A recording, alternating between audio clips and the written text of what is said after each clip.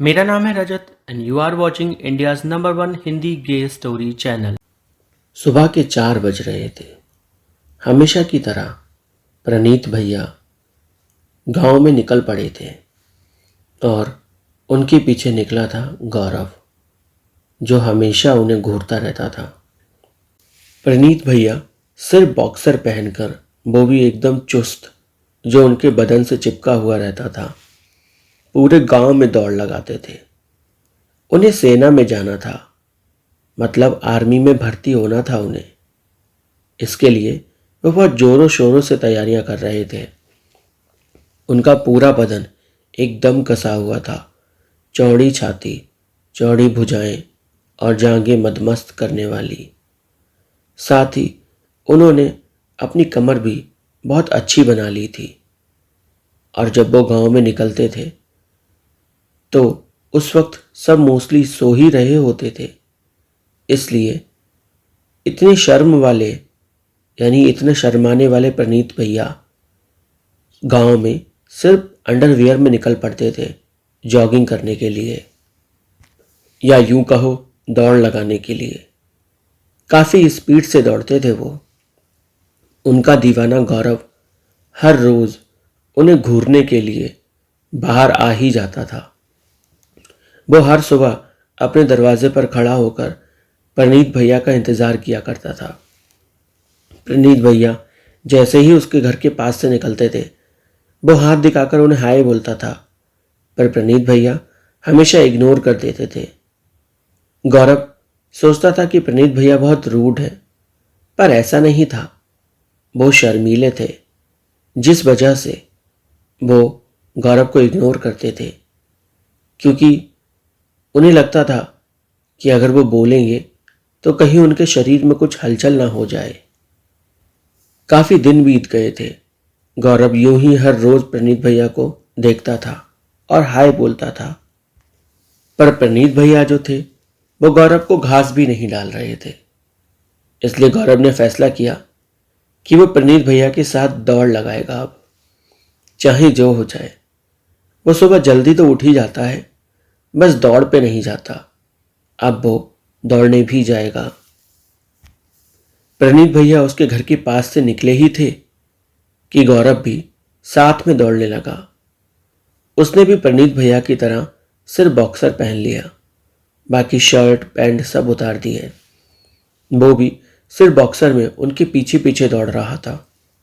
प्रनीत भैया कुछ दूरी पर थे कि जब उन्हें एहसास हुआ कि कोई उनके पीछे दौड़ रहा है, तो उन्होंने मुड़कर पीछे देखा। ये गौरव ही था। प्रनीत भैया पहली बार गौरव को इस तरह से देख रहे थे। गौरव को देखते ही उनके बदन में हलचल होने लग गई। उनके अरमान जागने लगे और शरीर में एक अलग सी गर्मी फूंकने लगी। गौरव से स्पीड मिलाने के लिए प्रनीत भैया थोड़े से स्लो हो गए। ना जाने क्यों, पर फिर भी वो हो गए स्लो। वो पहले तो सोच रहे थे कि वो जल्दी से भागकर निकल जाए, पर फिर वो ऐसा कर नहीं पाए। गौरव भागता हुआ प्रनीत भैया के बराबर पे आ गया। वो प्रनीत भैया के साथ भाग रहा था कि उसने तभी अकड़ी हुई लकड़ी को देखा, जो जमीन पर पड़ी हुई थी। प्रनीत भैया ने जैसे ही उसके ऊपर पैर रखा, गौरव ने तुरंत उनका हाथ पकड़ लिया, क्योंकि उसे पता था कि वो लकड़ी जो इतनी अकड़ गई है, कहीं वो टूट ना जाए। उसने प्रनीत भैया से कहा, ध्यान से प्रनीत भैया, कहीं आपके चोट ना लग जाए। प्रनीत भैया मुस्कुराने लगे और गौरव से बोले, अरे नहीं यार, कोई चोट नहीं लगेगी, तुम टेंशन ना लो। अच्छा एक बात बताओ, तुम आज कैसे निकल आए? तुमसे तो कुछ होता नहीं है सिवाय हाय बोलने के अलावा। अच्छा, तो आप देखते हो मुझे हाय बोलते हुए, पर आप कभी रिप्लाई क्यों नहीं करते मुझे? बोलिए भैया। प्रनीत भैया ने गौरव से कहा, यार अगर तुम्हें रिप्लाई करने के लिए रुकूंगा तो स्पीड कम हो जाएगी, इस वजह से तुम्हें रिप्लाई करने के लिए रुकता नहीं। ओह अच्छा, समझ में आया।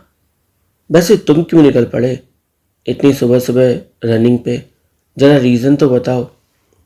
अब क्या ही बताऊं आपको, आप बोलते नहीं मुझसे, तो मैंने सोचा क्यों ना दौड़ पे ही निकल जाऊं आपके साथ। इसी बहाने आपसे कुछ बातें हो जाएंगी, वरना आप कहाँ बात करने वाले हो। नहीं यार, ऐसा नहीं है। मैं बस थोड़ा दूर रहना पसंद करता हूँ लोगों से। ऐसा क्यों? आपको क्यों दूर रहना है लोगों से? आप और मैं एक ही स्कूल में पढ़ते थे। तब तो आप मुझसे बात करते थे, मेरे साथ भी बैठते थे, है ना? लंच भी मेरे साथ करते थे, मेरा हाथ भी पकड़ते थे और मुझे अपनी गोद में बिठाकर किस भी करते थे। कुछ याद है आपको? ये सब सुनकर प्रनीत भैया शर्माने लगे और वो गौरव से बोले, अरे क्या यार, तुम क्या बातें करने लग गए? गौरव हंसते हुए बोला, क्या बातें करने लगे? सही तो बात कर रहा हूँ। तब तो आपको बड़ा मज़ा आता था, मुझे गोद में बिठाते थे, चूमते थे, चाटते थे। अब क्या हो गया? अब मुझसे बात भी नहीं करते? मैंने कुछ गलत कर दिया क्या आपके साथ? नहीं गौरव, नहीं यार, तुमने कुछ भी गलत नहीं किया। तब मैं छोटा था, इतनी समझ नहीं थी।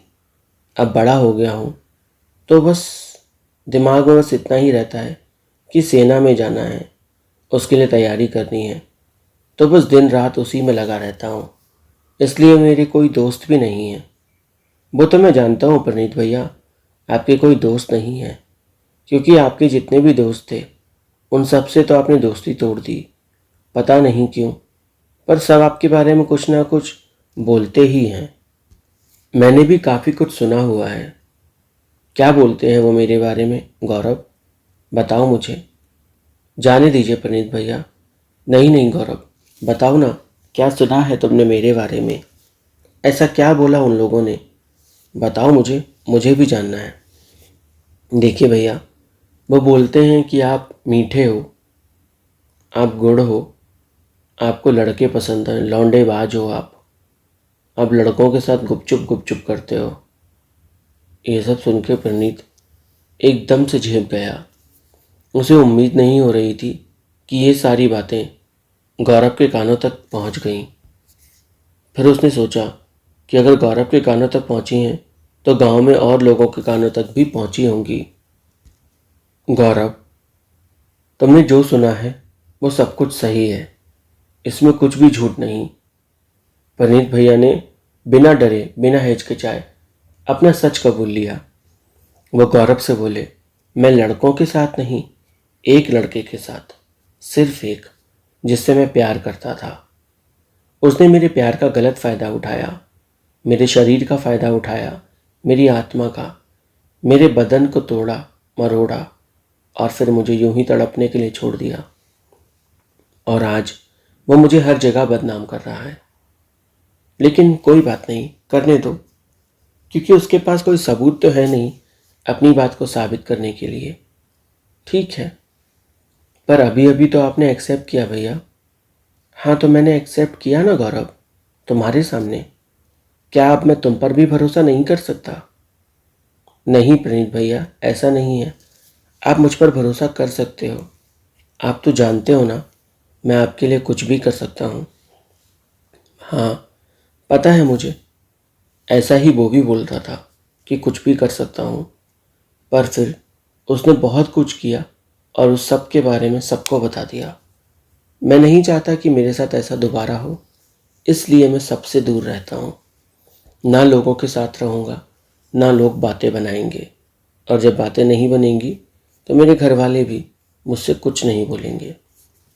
मतलब आपके घर वाले क्या जानते हैं इस बारे में?